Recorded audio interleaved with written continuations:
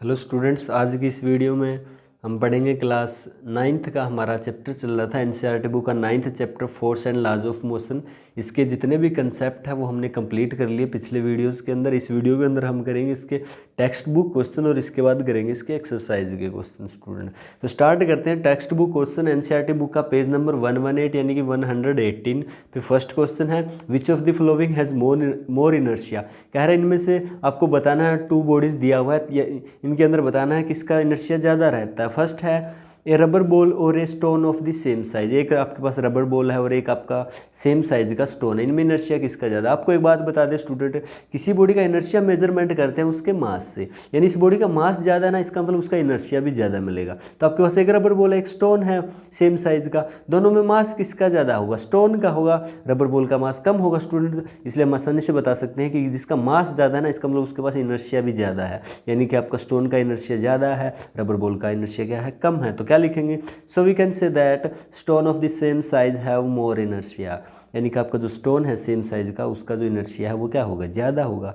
Second देखिए, ए bicycle and A train. एक आपके पास साइकिल है, एक आपके पास ट्रेन है, इसमें इनर्शिया किसका ज़्यादा होगा। इनर्शिया यानी कि स्टूडेंट जिसका मास ज़्यादा उसका इनर्शिया ज़्यादा। Mass is the measurement of inertia, यानी कि जो मास है ना वो क्या है, मेजरमेंट करने का तरीका इनर्शिया का, यानी किसी बॉडी का मास ज़्यादा मतलब इनर्शिया भी उसका ज़्यादा है। यानी कि एक साइकिल है एक ट्रेन है, इनमें मास किसका ज़्यादा, ट्रेन का मास ज़्यादा होता है, साइकिल का ट्रेन मास क्या होता है, कम होता है। तो क्या लिखेंगे, so we can say that train have more inertia.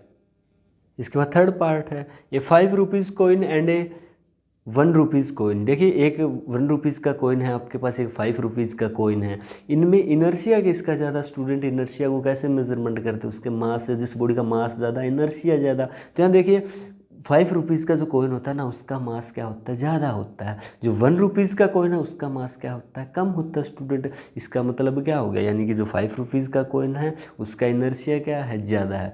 ये बात कर रहे हैं ना कॉइन की, ये जो न्यू वाले कॉइन है उसकी बात नहीं कर रहे स्टूडेंट। जो कॉइन 5 रुपीज़ का पहले आता था ना, एक थिक कॉइन आता था स्टूडेंट, और 1 रुपीज़ का एक थिन कॉइन होता है, यानी कि इसका ये जो होता है ना थिक होता है थोड़ा, इसका मास ज़्यादा होता है और इसका मास कम होता है। उन कॉइन्स की बात कर रहे हैं स्टूडेंट। तो उनमें ये जिसका मास ज़्यादा है उसका इनर्शिया ज़्यादा, यानी कि इसका क्या होगा, so we can say that 5 rupees coin have more inertia. इसके बाद देखिए सेकंड क्वेश्चन क्या कहता है आपका, in the following example try to identify the number of times of the velocity of the ball changes. कह रहा है कि आपको एक एग्जांपल दिया, इस एग्जांपल को पढ़ के आप आइडेंटिफाई कीजिए किसी बॉडी का जो वेलोसिटी है वो कितनी बार चेंज हुआ स्टूडेंट। क्या एग्जांपल दिया गया, एग्जांपल को अच्छे से पढ़िए एक बार। ये फुटबॉल प्लेयर किक से, फुटबॉल एक फुटबॉल प्लेयर है, वो एक फुटबॉल को क्या करता है, किक करता है, और to another player of his team, और अपने जो अपना टीम का जो दूसरा प्लेयर है उसको क्या करता है, यानी ट्रांसफ़र करता है। वो kicks the football toward the goal, और वो क्या करता है, वो प्लेयर दोबारा से किक करता है फुटबॉल को और किसको देता है, गोलकीपर की तरफ। और goalkeeper of the opposite team का जो गोलकीपर होता है वो क्या करता है, उसको कलेक्ट करता है फुटबॉल को और क्या करता है, किक करता है toward A player of his आवन टीम, यानी अपनी टीम का जो दूसरा प्लेयर है उसकी तरफ किक करता है। तो इसके अंदर देखिए कितनी बार वेलोसिटी चेंज हुआ। सबसे पहले तो यहाँ देखिए स्टूडेंट एक बार, सबसे पहले क्या करता है, जो ये फुटबॉल प्लेयर होता है वो क्या करता है, अपनी ही टीम के दूसरे प्लेयर को किक करता है, यानी कि वेलोसिटी यहाँ किक किया जैसे ही तो वेलोसिटी चेंज हुआ स्टूडेंट एक बार। सेकंड, इस प्लेयर ने गोलकीपर की तरफ किया तो सेकंड बार वेलोसिटी चेंज हुआ।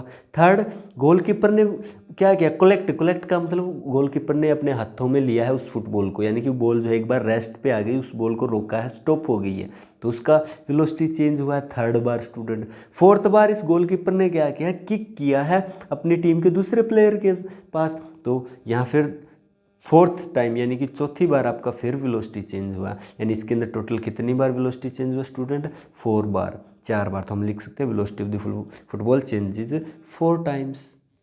इसके बाद देखिए third question, explain why some of the leaves may get detach from a tree if we shake it branch. कह रहा है कि अगर आप किसी ट्रीज की ब्रांच को सेक करते हो ना स्टूडेंट, तो उसकी जो लीव्स है ना वो फॉल डाउन हो जाती है, अर्थ सरफेस पे गिर जाती है। ऐसा क्यों होता है स्टूडेंट, ऐसा इसलिए होता है स्टूडेंट क्योंकि आप क्या करते हो, उस ट्रीज की ब्रांचेस पे क्या करते हो, फोर्स अप्लाई करते हो, उसको सेक करते हो, फोर्स अप्लाई करते हो, जिसके कारण वो क्या करने लगती है, इधर उधर, यानी कि उनके अंदर मूवमेंट होने लगती है, टू एंड फ्रो मूवमेंट के अंदर आ जाती है। और आपका जो लीव्स होती है ना वो देखिए रेस्ट पे थी पहले, यानी कि उनके पास इनर्शिया होता है, कौन सा, इनर्शिया ऑफ रेस्ट। रेस्ट, यानी वो रेस्ट पे थी और रेस्ट पे ही रहने की कोशिश करती है स्टूडेंट, जिसके कारण आपकी जो ब्रांचेज है वो देखिए वो रेस्ट पे रहने की कोशिश करती है, जबकि सॉरी लीव जो है वो रेस्ट पे रहने की कोशिश करती है। ब्रांचेज पे आपने फोर्स अप्लाई किया हुआ, वो इधर उधर मूवमेंट कर रही है, तो ये क्या हो जाएगा, लीव जो अटैचमेंट है इन दोनों की वो बहुत ही स्मॉल फोर्स के साथ है, तो ये इससे क्या हो जाएगी, डी अटैच हो जाएगी। डी अटैच होगी तो यानी कि क्या होगा, अर्थ सरफेस के ऊपर फॉल डाउन हो जाएगी स्टूडेंट। तो इस तरह से हम लिख सकते हैं the branch of trees come in motion but the leaves tends to remain at rest due to inertia of rest and hence leaves detach. इस क्वेश्चन को आप अगर अच्छे से डिटेल से करना चाहते हो ना स्टूडेंट, तो आप कर सकते हो। ये हम इस चैप्टर का जो वीडियोस है उनके अंदर Newton's first law of motion and inertia है स्टूडेंट, उसके अंदर इसके न्यूटन्स फर्स्ट लॉ के कुछ एप्लीकेशन है, उसके अंदर हमने इसको अच्छे से डिटेल में आपको बताया हुआ स्टूडेंट। आप उन प्लेलिस्ट में जाके इस चैप्टर की प्लेलिस्ट में जाके और आप देख सकते हो न्यूटन्स का फर्स्ट लॉ और इनर्शिया वाला वीडियो। इसके बाद देखिए फोर्थ क्वेश्चन क्या कहता है student, why do you fall in the forward direction when a moving bus brakes to a stop. कह रहा है कि आप आगे की डायरेक्शन में जो है आगे की डायरेक्शन में फॉल होते हो, कब, जब एक मूविंग बस है वो एकदम से ब्रेक अप्लाई करता है रुकने के लिए, एंड फॉल बैकवर्ड, और पीछे की तरफ जो है ना फॉल डाउन होते हो, कब, जब आपका जो बस जो है रुका हुआ है और वो एकदम से एक्सिलरेट करता है, चलता है, तो ये किस लिए होता है स्टूडेंट, ये भी देखिए इनर्शिया की वजह से होता है स्टूडेंट। ये एग्जांपल भी आपको इनर्शिया वाले वीडियो के अंदर यानी फर्स्ट लॉ ऑफ मोशन और इनर्शिया के अंदर मिलेगा, लेकिन यहाँ भी बता देते हैं। देखिए आपका बस जब चल रहा था मोशन में था, तो इसका मतलब आपका बॉडी भी बस के अंदर था, यानी कि आपकी बॉडी भी मोशन में थी स्टूडेंट। जैसे ही बस पे फोर्स यानी कि आपने फोर्स अप्लाई किया, यानी कि आपने जैसे ब्रेक अप्लाई किया, फोर्स क्या बस जो है उसका मोशन क्या होगा, बस यानी कि एकदम से ब्रेक लगाने से रुकने लगी, धीरे धीरे उसके मोशन का क्या होने लगा, अपोज होने लगा, लेकिन आपका बॉडी मोशन में था और उसके पास इनर्शिया था, इनर्शिया ऑफ मोशन, और आपका बॉडी मोशन में है और मोशन में ही रहने की कोशिश करता है, जिसके कारण क्या होता है एकदम से आपका बॉडी जो है ना आगे की तरफ फॉल डाउन होता है, यानी कि आगे की तरफ आपको धक्का लगता है। जबकि अगर बस आपका रेस्ट में होता है, आप भी बस के अंदर बैठे हो रेस्ट में, आपका बॉडी रेस्ट में है, यानी कि आप के अंदर इनर्शिया कौन सा, इनर्शिया ऑफ रेस्ट, और आपकी बॉडी रेस्ट में ही रहने की कोशिश करती है। लेकिन आपका बस क्या होता है, बस का जैसे स्टार्ट होता है बस का इंजन क्या करता है, फोर्स लगाता है और बस को एक्सिलरेट कराने लगता है। बस को एक्सिलरेट करवा रहे हैं क्योंकि उस पर एक्सटर्नल फोर्स लगा रहे हैं, लेकिन आपका बॉडी जो है ना रेस्ट में रहने की कोशिश करता है इनर्शिया ऑफ रेस्ट के कारण, जिसके कारण क्या होता है आपको पीछे की तरफ धक्का लगता है स्टूडेंट। तो आप आसानी से बता सकते हो ये बात। इसके बाद नेक्स्ट देखिए एनसीईआरटी बुक का पेज नंबर आपका 126 पे है student. First question, if action is always equal to the reaction, ये न्यूटन का third law student, action is always equal to reaction, explain how a horse can pull a cart. तो आपको बताना है जो एक हॉर्स होता है वो किस तरह से एक गाड़ी को कार्ट को जो है ना आगे की तरफ खींच पाता स्टूडेंट।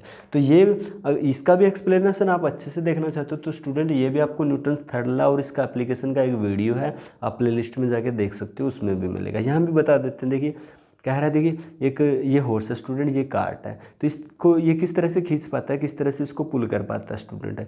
तो हॉर्स जो है ना देखिए नॉर्मल जब खड़ा है तो अगर थोड़ा बहुत फोर्स लगेगा तो गाड़ी नहीं चलेगी स्टूडेंट। हॉर्स को क्या करना पड़ेगा, यानी गाड़ी को आगे चलाने के लिए स्टूडेंट, आगे मूव करवाने के लिए इसको बहुत ज़्यादा फोर्स लगाना पड़ेगा। जबकि गाड़ी जब मूव हो जाता है ना तो कम फोर्स लगाना पड़ता है आगे की तरफ चलने के लिए। लेकिन अगर गाड़ी रेस्ट में और उसको मोशन में लाना है तो स्टार्टिंग में फोर्स ज़्यादा लगाना पड़ता है स्टूडेंट। क्यों? क्योंकि देखिए इसका गाड़ी का जो फ्रिक्शनल फोर्स होता है ना वो भी, यानी गाड़ी रेस्ट में होती है और इसका जो व्हील होते हैं वो क्या करते हैं, व्हील के अंदर इसका यानी कि फ्रिक्शनल फोर्स होती है जो व्हील को जो आगे की तरफ मूव नहीं होने देती। अब इस जो व्हील्स का जो फ्रिक्शनल फोर्स है इससे ज़्यादा हम फोर्स लगाएंगे तब कार्ट आगे की तरफ मूव हो पाता है। तो क्या करता है स्टार्टिंग में ये चलने के लिए अब हॉर्स बैंड्स फॉरवर्ड, जो ये जो है आगे की तरफ बैंड हो जाता है और बहुत ज़्यादा क्या करता है पुश करता है ग्राउंड को अपने पाँव से, यानी कि push ground with his fit, अपने फिट से ग्राउंड को क्या करता है पीछे की तरफ पुश करता है। अब ग्राउंड क्या करेगा, ये तो एक्शन है स्टूडेंट, ये क्या कर रहा है फोर्स लगा रहा है ग्राउंड पे अपने फिट से पीछे की तरफ। पुश कर रहा है। इसके बाद ग्राउंड क्या करेगा, रिएक्शन फोर्स लगाएगा स्टूडेंट। अब ये ग्राउंड पे पीछे की तरफ लगा रहा है तो जो रिएक्शन फोर्स होगा वो कहाँ होगा, फॉरवर्ड डायरेक्शन में स्टूडेंट। अगर जो ग्राउंड लगा रहा है ना फॉरवर्ड डायरेक्शन में, इसके ऊपर जो रिएक्शन फोर्स वो अगर ज़्यादा हो जाता है किससे, गाड़ी का जो फ्रिक्शनल फोर्स है उससे, तो आपका गाड़ी जो है मूव होने लगता है स्टूडेंट। तो यही है फॉरवर्ड रिएक्शन, जो ग्राउंड लगा रहा है ना वो ज़्यादा हो जाता है। और ये ज़्यादा कब होगा, जब ये अपने फीट से ज़्यादा फोर्स लगाएगा, यानी कि इसका एक्शन वाला फोर्स ज़्यादा होगा, यानी कि अपने फीट से ग्राउंड को पीछे की तरफ ज़्यादा से ज़्यादा पुश करेगा ना, तो ग्राउंड भी जो फॉरवर्ड डायरेक्शन में रिएक्शन फोर्स लग रहा है वो भी ज़्यादा से ज़्यादा होगा। और अगर ये ज़्यादा होगा फॉरवर्ड रिएक्शन, तो आपका फ्रिक्शनल फोर्स, व्हील का जो फ्रिक्शनल फोर्स है उससे अगर फॉरवर्ड रिएक्शन ग्राउंड का ज़्यादा हो जाता है तो आपका जो गाड़ी है वो चलने लगता है स्टूडेंट। तो ये था इसका आंसर। इसके बाद सेकंड है, explain why it is difficult for a fireman to hold a hose pipe which eject large amount of water at high speed. कहता है एक फायरमैन है उसको जो है होस पाइप को पकड़ने में ज़्यादा परेशानी क्यों होती है स्टूडेंट। तो देखिए ये आपका गाड़ी टैंक है जहाँ से ये पाइप, ये होस पाइप है, और ये जो फायरमैन है जिसने गाड़ी को इसको होस पाइप को पकड़ रखा है। तो इस होस पाइप में क्या होता है स्टूडेंट, बहुत ज़्यादा फास्ट स्पीड होती है। जो वाटर यहाँ से निकल रहा है, इजेक्ट हो रहा है ना, इसका स्पीड बहुत ज़्यादा होता है, वेलोसिटी बहुत ज़्यादा होती है वाटर की। और वो वाटर यानी कि बहुत ज़्यादा हाई स्पीड से निकल रहा है ना, तो ये क्या है, फॉरवर्ड है, यानी कि फॉरवर्ड डायरेक्शन में बहुत ज़्यादा हाई स्पीड से निकल रहा है। ये क्या है, एक्शन है स्टूडेंट। अब रिएक्शन होगा, क्योंकि न्यूटन का थर्ड लॉ कहता है एक्शन, कोई भी एक्शन होता है उसके अपोजिट डायरेक्शन में एक रिएक्शन होता है इक्वल। तो देखिए एक्शन हो रहा है तो जो इस वाटर की वजह से क्या होगा, एक रिएक्शन होगा जो क्या होगा, फॉरवर्ड डायरेक्शन में होगा, बैकवर्ड डायरेक्शन में होगा स्टूडेंट, सॉरी बैकवर्ड डायरेक्शन में होगा, जिसकी वजह से क्या होगा, जो फायरमैन होगा उसको पकड़ने में दिक्कत होगी इस पाइप को, क्योंकि जो पाइप है वो पीछे की तरफ फोर्स लगाएगा स्टूडेंट। इसके बाद देखिए पेज नंबर 126 पे 126 पे आपका थर्ड क्वेश्चन है, from a rifle of mass 4 kg a bullet of mass 50 gram is fired with an initial velocity of 35 metre per second, calculate the recoil velocity. Student आपके पास एक राइफल है, कितने, उसका मास कितना 4 kg, और उसमें से एक बुलेट फायर करते हो जिसका मास है 50 ग्राम, और उसका बुलेट का स्पीड रहता है 35 मीटर पर सेकेंड। आपको बताना है रिकॉल वेलोसिटी कितना उस गन का। रिकॉल वेलोसिटी का मतलब आप जब भी गन से फायर करते हो ना स्टूडेंट, तो गन जो है ना पीछे की तरफ बैकवर्ड डायरेक्शन में थोड़ा सा मूव करता है, और वो जो बैकवर्ड डायरेक्शन में मूव कर रहा है ना उसी को उसकी रिकॉल वेलोसिटी कह रहे हैं। वो यानी कि कितनी वेलोसिटी से पीछे की तरफ जो है ना वो रिकॉल करेगा, पीछे की तरफ धक्का लगाएगा या किक लगाएगा student.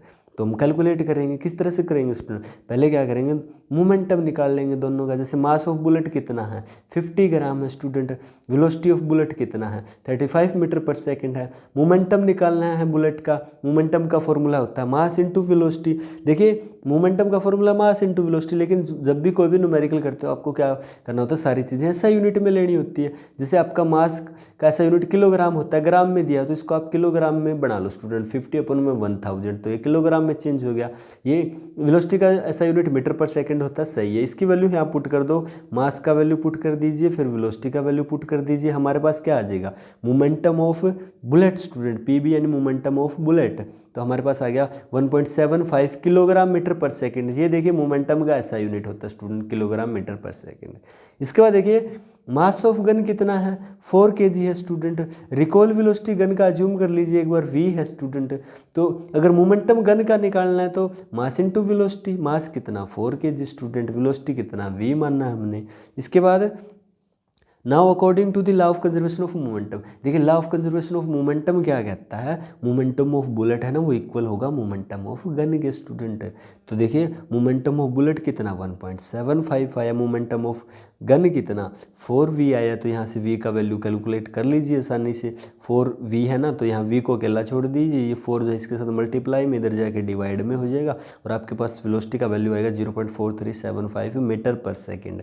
This is the velocity of the gun student, आसानी से कैलकुलेट कर सकते हैं। इसके बाद देखिए स्टूडेंट फोर्थ क्वेश्चन, आप फोर्थ क्वेश्चन को ना, ये आपका फोर्थ क्वेश्चन भी पेज नंबर 127 पे है स्टूडेंट, एनसीईआरटी बुक का पेज नंबर 127।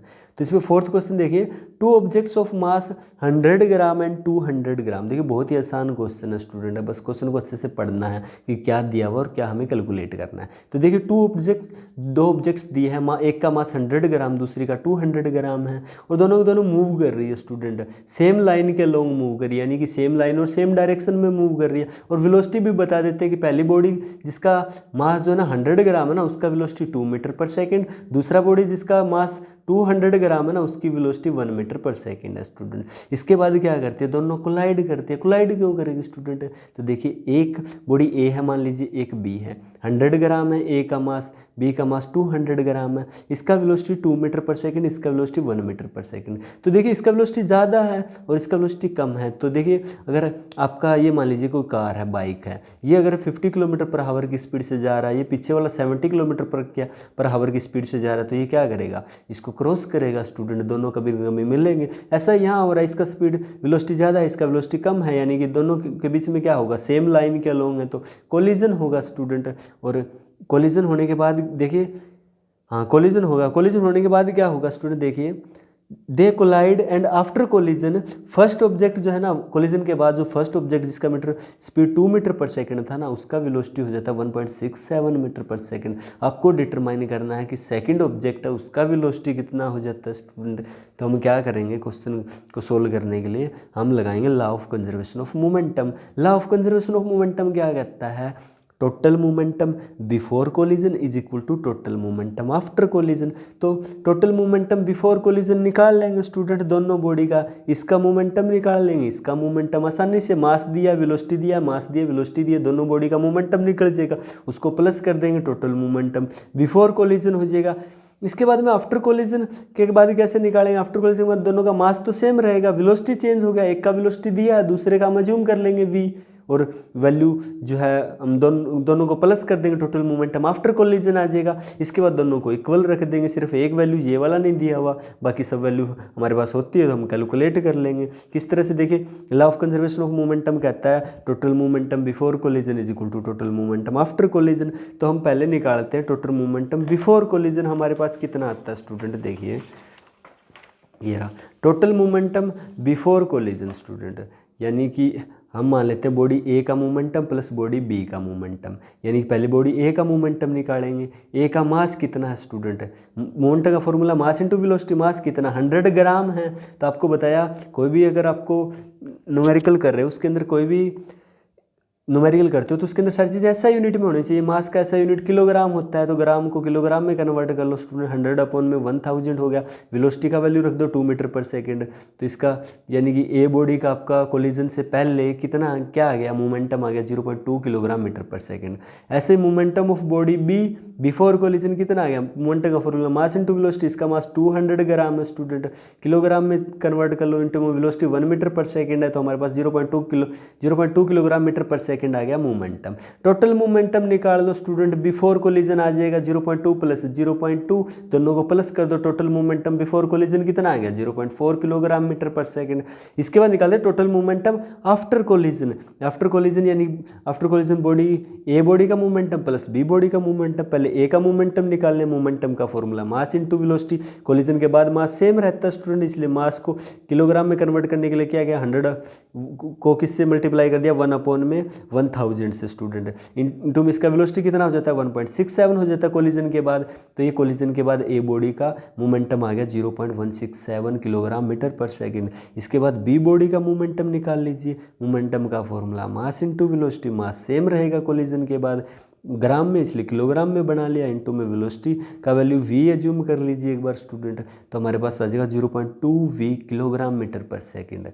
अब देखिए टोटल मोमेंटम आफ्टर कोलिजन क्या होगा, इसको और इसको प्लस कर देते हैं स्टूडेंट, ये होगा टोटल मोमेंटम आफ्टर कोलिजन। और law of conservation of momentum क्या कहता है, टोटल मोमेंटम बिफोर कोलिजन कितना था 0.4 equal to total momentum after collision, value रख दीजिए, सिर्फ v का वैल्यू इसमें नहीं दिया हुआ, सारी वैल्यू है हमारे पास, v को अकेला छोड़ दीजिए, बाकी चीज़ें कैलकुलेट कीजिए, v का वैल्यू आ जाएगा 1.165 metre per second. This is the velocity of second object. तो ये थे स्टूडेंट्स हमारे टेक्स्ट बुक के क्वेश्चन। नेक्स्ट पार्ट में हम करेंगे एक्सरसाइज के क्वेश्चन।